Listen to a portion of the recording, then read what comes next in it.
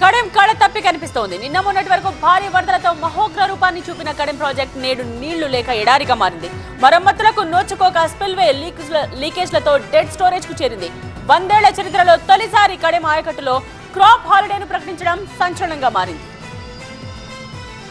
2 ఏళ్లుగా వరద కష్టాలను ఎదుర్కొని ఇక సాగుకు నీళ్లివ్వలేనంటూ కడెం చతికిలబడింది. మరమ్మతుకు నోచుకోక సమస్యల సుడిగుండంలో చిక్కుకుని నీటిని ఒడిసి పట్టలేక కడెం ప్రాజెక్టు చేతులెత్తేసింది. గతేడాది వరుసగా వచ్చిన వరదలు కడెం ప్రాజెక్టును మింగేసినంత పనిచేశాయి. గతేడాది 6 లక్షల క్యూసెక్కుల భారీ వరదల దెబ్బకు ప్రాజెక్టు భారీగా డ్యామేజ్ అయింది.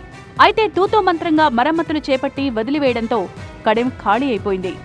అంతటి మహోగ్ర వరదలను తట్టుకున్న కడెం ప్రాజెక్ట్ ఈ యాసంగి సాగుకు చుక్క నీరు అందించలేనంటూ చేతులెత్తేసింది. వరద తర్వాత పైపైన మరమ్మతులు చేసి వదిలివేయడంతో స్పిల్వేలు లీకై నీరంతా గోదావరి పాలై డెడ్ స్టోరేజీకి చేరింది.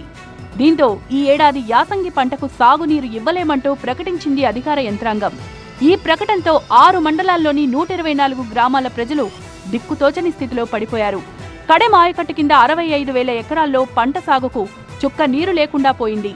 ఉమ్మడి ఆదిలాబాద్ జిల్లాలో అతిపెద్ద జలాశయంగా రైతాంగం కష్టాలు తీర్చిన ఈ ప్రాజెక్టు ఇప్పుడు వెలవెలపోతోంది. ఈ ఏడాది సాగునీటి కటకటను ఎదుర్కొంటోంది.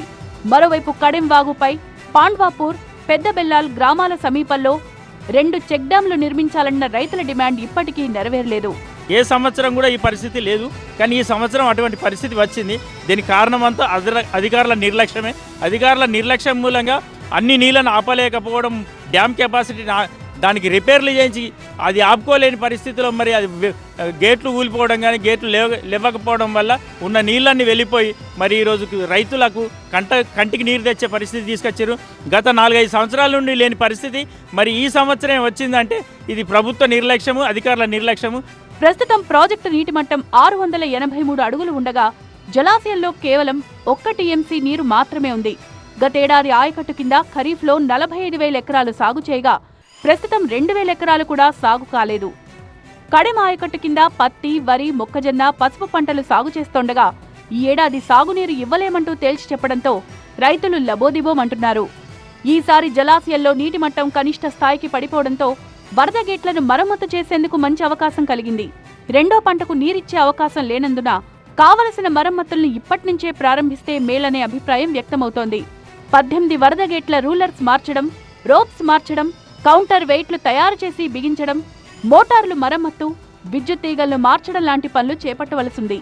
ఆలస్యం చేయకుండా పనులను త్వరగా చేపడితే రాబోయే వర్షాకాలంలో వరదల వల్ల ఇబ్బందులు లేకుండా ఉంటుందని త్వరగా మరమ్మతులు చేపట్టాలని రైతులు కోరుతున్నారు.